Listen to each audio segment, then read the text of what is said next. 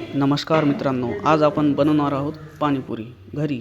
7 लवंगा घ्यायच्या, सुंठ घ्यायचा आणि 7 मिरे घ्यायचे आणि आलू उकडायला ठेवलेले आहे। आपण कोथिंबीर, हिरवी मिरची आणि पुदिना घेतलेला आहे। आता कोथिंबीर, हिरवी मिरची आणि पुदिना मिक्सरमध्ये टाकून बारीक करून घ्यायचं आहे आपल्याला। त्याच्यामध्ये थोडं मीठ टाकलं आहे। आता ते बारीक केलेलं आहे, एकदम बारीक पेस्ट केली। आता गूळ आणि चिंच आपण भिजू घातली होती सकाळी, त्यामध्ये हे पेस्ट टाकून द्यायचं आहे। आता पाणी आपलं रेडी झालेलं आहे। आता याला काहीच करायची गरज नाही।